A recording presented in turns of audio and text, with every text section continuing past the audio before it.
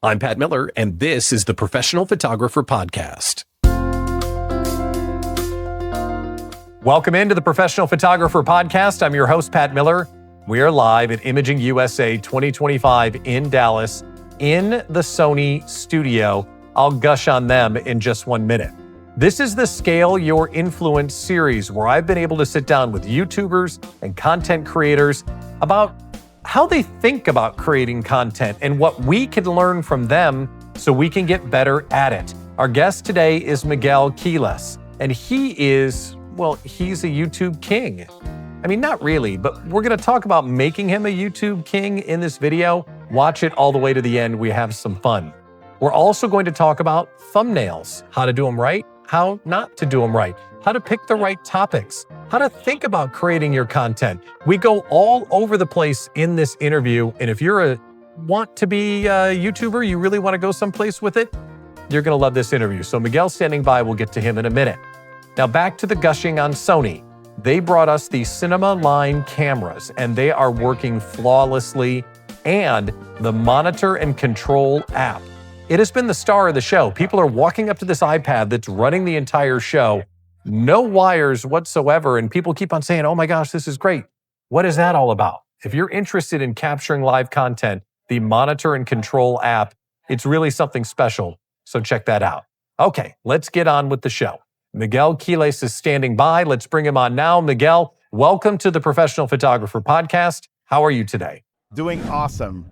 Excited to be here. I'm excited you're here. We've been doing content for the last couple of days here at Imaging USA. How have you found the convention? Have a good time? Oh, I mean, Imaging USA is like one of the best shows for photographers. There's no way you can come here and not have fun. Yeah. It's like spring break for me. It's been amazing. Spring break, maybe less suntan lotion, but outside less suntan lotion, yeah. But like from the social perspective, you can't come here and not make like at least 5 new friends. For sure. And so that's the fun part. And you get to learn new things, get to touch products. Like this is spring break. This is the place to be. Yeah. Tell us about who you are and what you do if they're not already subscribed to your work with Sony and what you do personally. Yes. So by trade, I'm a headshot and portrait photographer. That's what I've been doing for the last over 12 years at this point. In recent years, I've kind of focused more on creating content. And that was all thanks to the pandemic when that came up and I couldn't do the portrait stuff because we weren't allowed to congregate. I kind of made a pivot towards creating YouTube content. So now I create content on my own personal YouTube channel where I give out tips for photographers, also for content creators. And then I also create content for Sony's YouTube channel, which is Alpha Universe. And there it's more of talking about new products that come out, different ways to set up your camera to get good results. So yeah, it's pretty fun. Are there different parts of your brain that are activated when I'm doing headshot photography versus creating content versus being a teacher on camera? Like that must be different parts of your personality, maybe? It's definitely a different part of the brain. If you have the resources to be able to have a team, then you can just focus on one thing and it's very easy.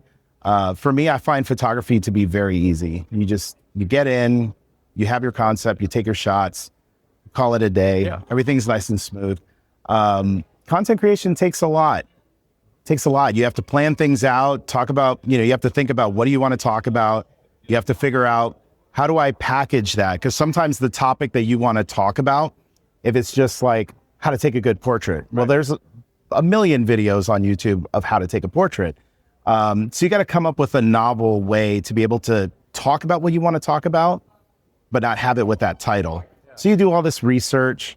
There's a lot to it. It's not just turn it on and say what you're going to say and turn it off, upload, and you're done. At least not for me. Yeah. There's a lot of research involved. Just trying to make sure that I can package the topic in a way that's approachable, that's useful, and that takes a lot of different parts of the brain that just activate and fire. And so, it's very, very different. If someone wants to create on YouTube, let's start here because I think you hit on something super important. Packaging and perspective. Yes. I want to talk about this, but who cares? How do you push it to a point where it's interesting enough that that topic is worth clicking on or consuming? So how do you approach finding that perspective on what you want to teach in a way that people will care? You know, for me, I put myself in the shoes of the person who's viewing. And so for me, I'm always thinking, if I was looking for this information, what would I search for? And I would go through that and I would see if there's already existing content that people could find easily on those types of topics. And if I can lend a different perspective, then I just roll with that. If my perspective is already covered through that, then I try to package it in a different way. So, you know, luckily there's a lot of tools nowadays that really help with that process. Sure. But there's still a lot of just research, and it always just starts with me just putting myself in the shoes of the person who would be looking for that video and just trying to figure out what are all the different ways that they would search for this. And then of course, with the content itself, making sure that the content delivers on whatever it is that I decide I land on. Can I drive that point home in a way that is very simple, that's very approachable? That's the biggest thing. You know, essentially at the end of the day, I make content that I would have liked to have seen when I first started. So I put myself in those shoes of like the Miguel of 2008 that, you know, didn't know anything about photography, that was trying to figure things out, that would hit YouTube. How would he find this content? And then what would he need to hear from this content to gain value? And that's what drives every decision, every action, every bit of research.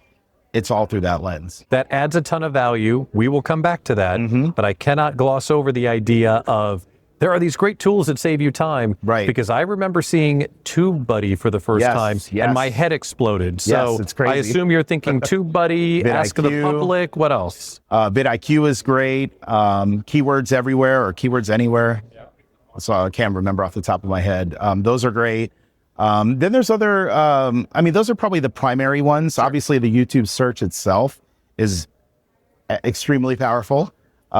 So searching, for example, if I was going to do like how to shoot with an off-camera flash, you know, I would start to type that in the search results and it will show you how to shoot off-camera flash outdoors, how to shoot off-camera flash in studio, how to shoot off-camera flash with a speed light.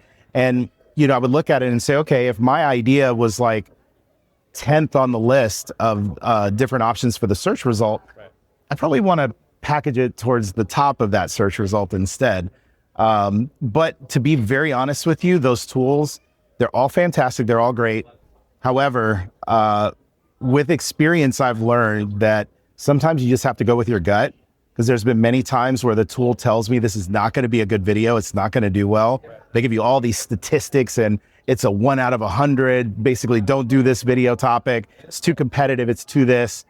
And then you just, again, you've done the research, you approach it in the right way, and it does great. Yeah. So, you know, one of my videos, I had a video that I put out a few months ago that when I did the research, it literally was like a 0 out of 100. It's like, just don't make this video. And then I made it, and it turned out to be a 350,000 view video in like 3 weeks, like explosive growth, you know? And I knew in my heart, I was like, this has to, you know, be something that's approachable for people. Like, this is going to do well. And of course, it took a few days. I was a little nervous because the first few days I was like, oh man, maybe that tool was right. Yeah. And then it just through the roof.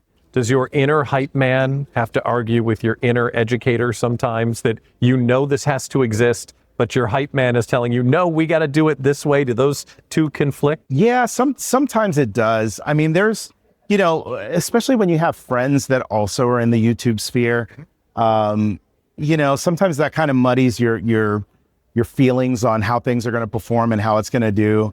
But, you know, ultimately I follow my gut. And the cool thing about YouTube is that it may not do well today, but that doesn't mean that I can't repackage it and revisit it half a year from now, a year, 2 years. I mean, I've done stuff, repackage it from 5 years ago, and it just hits differently. It hits at the right time. So there's a lot of that as well.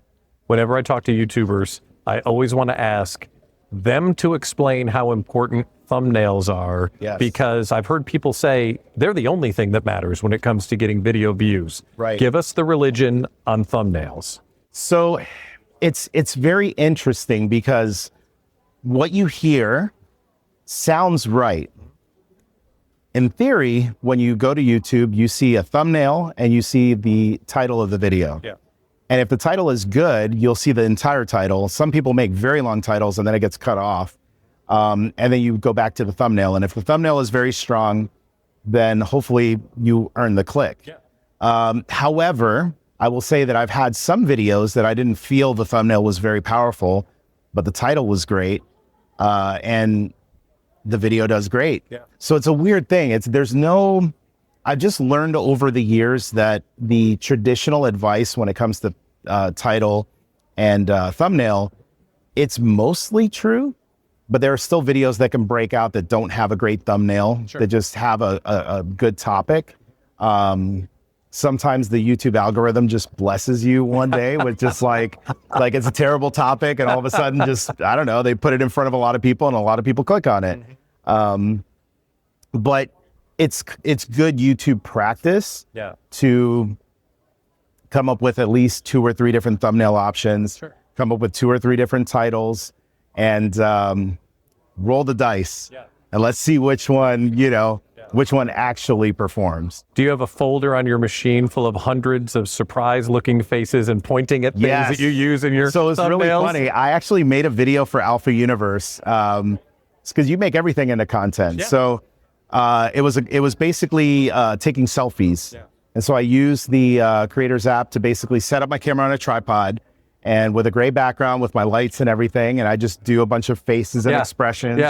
And then I have them in a folder, and then I go into Photoshop, cut out the background, and so that's kind of the low-hanging fruit of a thumbnail. If I didn't think about it ahead of time, then I'll just go ahead and I'll pull one of those, and I'll take a piece of the video, and then I'm like, but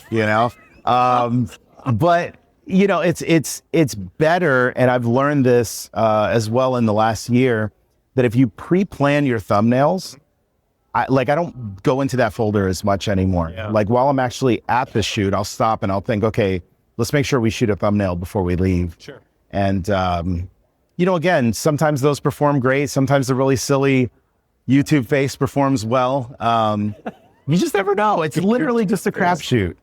Let's talk about a body of work. Do you think about your channels like a newspaper reporter? Here's what's important. It's on the headline. Or are you writing a library of content such that your YouTube channel is turning into all of these volumes that people need to know? How do you think about it? So I have a really weird brain when it comes to content. For me, I talk about whatever I want to talk about. And so there's a lot of different topics that I feel, just from my background, I come from a sales background. And so I approach things differently. And sometimes I'll have an idea and I'm like, this is going to be the video that I make right now. And if that video does well, or if I find that there's a lot of engagement where people are like, well, what about this? What about this? Okay, well, cool. We'll go down the rabbit hole. I'll make a second video or a third video. But a lot of it is me just trying out different things. There's no rhyme or reason to it. I do go through some seasons where there is kind of a rhyme or reason, where it's lighting season, where I'm going to teach you 5 ways to use a modifier.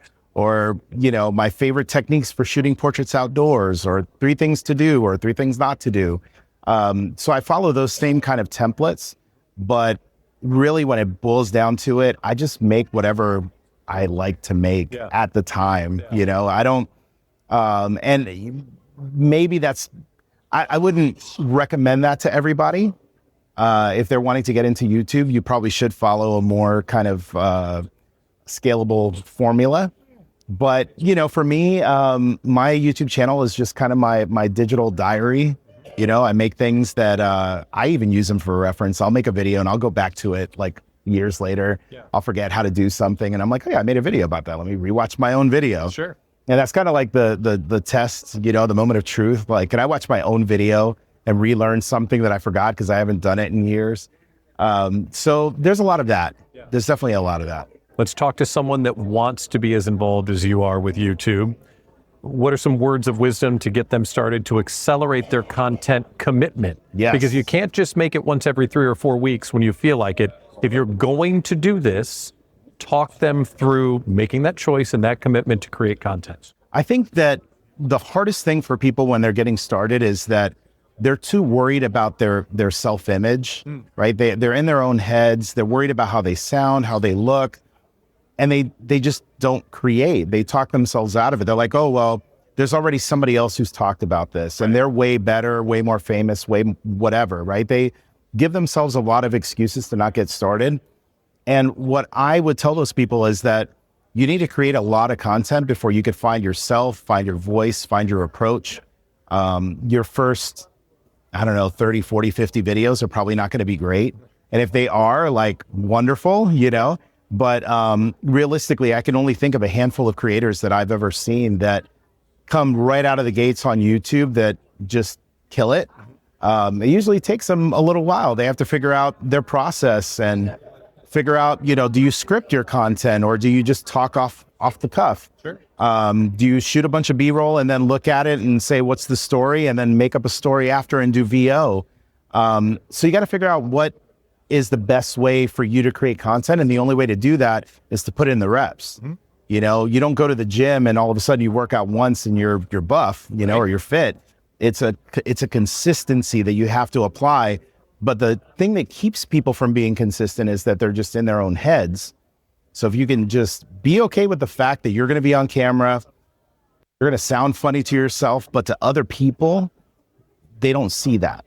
And if they do, then okay, over time, the awkwardness goes away. But if you're not creating consistently, you're going to take yourself out of the game before you even ever get a chance to get into it. And I can tell you that for me, YouTube changed my life. The people that I've been able to work with, I've been in rooms with people that I would never be in the same room with these people had it not been because of YouTube and the content that I create. It's changed my life. It's made a career for me, a living for my family. So, you know, I would tell people that whatever it is that's holding you back from doing it, understand that on the other side of that awkwardness and that challenge could be like a whole different life. Yeah. You share. They could be here with you right now doing this podcast. You know what? Someday, maybe. They work really hard. They work super hard. They could do this. Take their vitamins, say their prayers. Is that what Hulk Hogan used to say? Absolutely, absolutely. No, anytime. You mentioned feeling not quite confident, yes, not really liking the way you look, yet sticking with it and you get to where you want to go. Yes. Does that still show up for you when you're creating Every content? Day. I mean, there's not a video that I've done where I feel like I'm not telling myself, man, you know, I could have done that a little bit better, like that I'm not in my own head. There's always this imposter syndrome that comes up, especially when you know that your video is going into a stream where there's other content creators that are, you know, more famous, bigger audience, so on and so forth. And so you think about that, and then it's very easy to just be like, I'm just not going to put this video out today, you know, or just leave it. And then it never gets put out. But you have to put it out. You have to do it. And realistically, if the content doesn't do good, no one's going to see it anyway. So who cares? Yeah. You know, you just kind of get out there and you put it out there and you never know. I had a video that I made, I want to say it was in like 2019, had a topic in mind. I felt like the topic was helpful. I filmed the video, like midday, went back to my house, edited the video, uploaded the video, said, I'm going to go to the grocery store after I uploaded it, went and did groceries, came back to my house.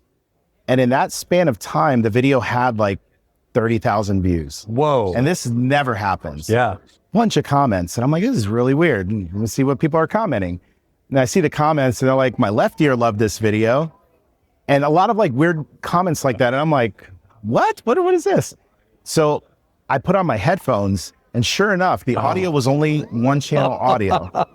But here's the dilemma, because the video is blowing up. Yeah. So it's like, okay, so what do I do? Do I take this video down right now, copy the, you know, second channel of audio and then re-upload and just hope that it gains traction again? I was like, no, I'm just going to leave it. And then today it's at like, I don't know, 1 million views. That's awesome. Views. And, you know, so all of that to say, like, your audience just wants you to show up.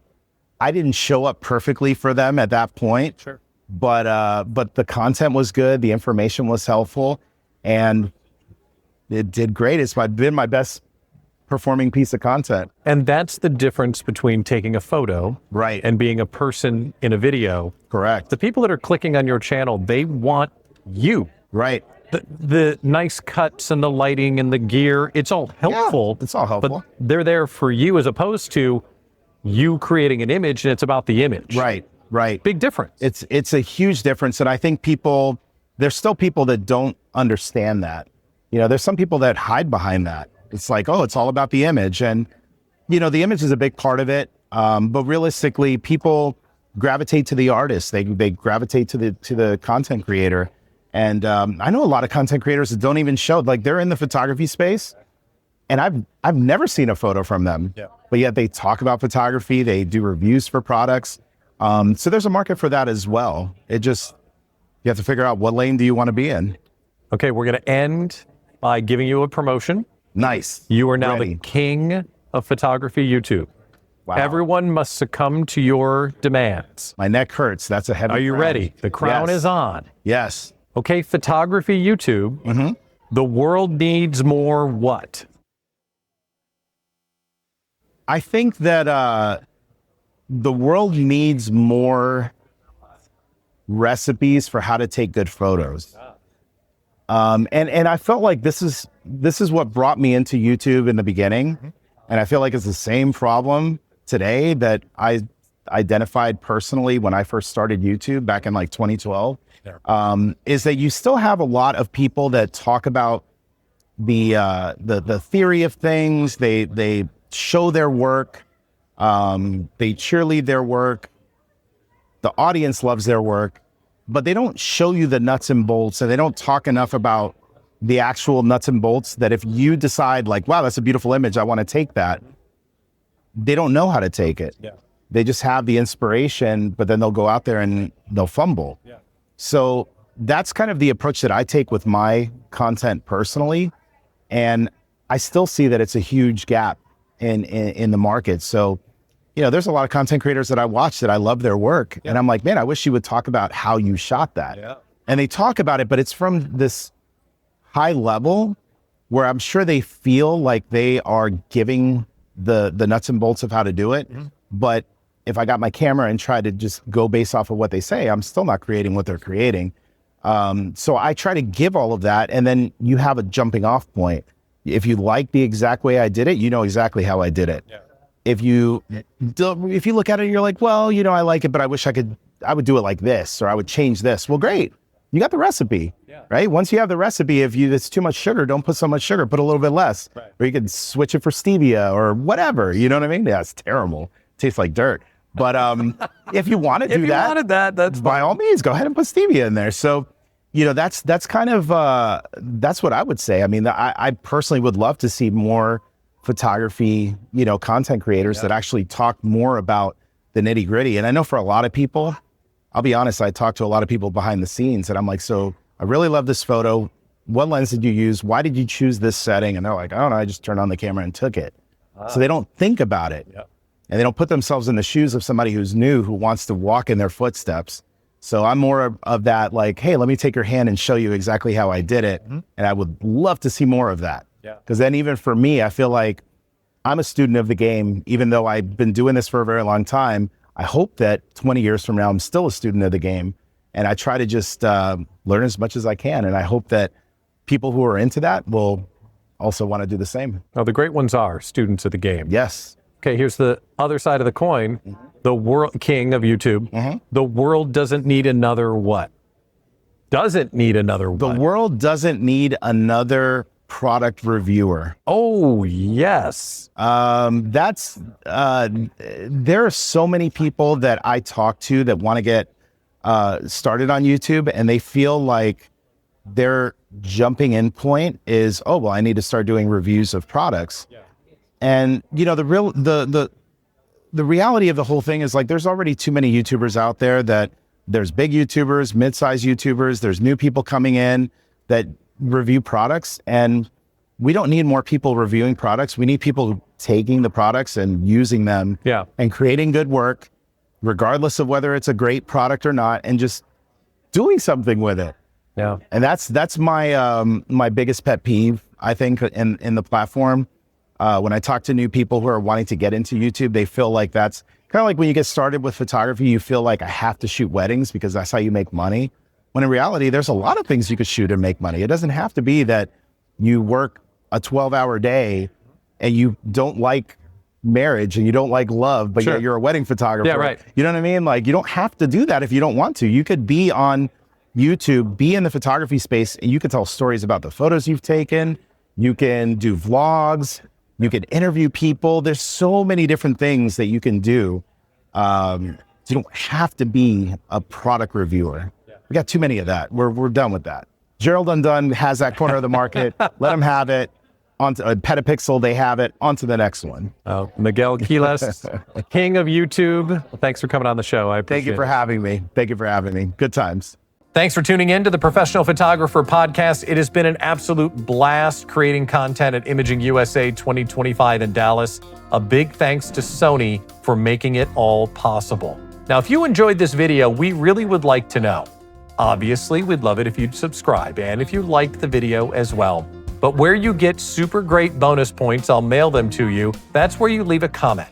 We want to know what you liked about the video because 1, we read them all, 2, it makes us feel all warm and fuzzy, and 3, it helps us know what to do more of. So if we get a bunch of comments on a video about this particular topic, you're darn right, we're going to do more on it. So if you love the video, leave us a comment. That'll help us know what to do. The other thing is, if you're not a PPA member yet, I don't know what to tell you. PPA is really doing it for photographers. They're offering equipment insurance. They're offering educational information and content all the time, not to mention a supportive community of photographers that really want to see you win. You need to join and learn more at ppa.com. That's ppa.com. This is the Professional Photographer Podcast. I'm Pat Miller, your host. Thanks for joining us. We'll see you right here next time.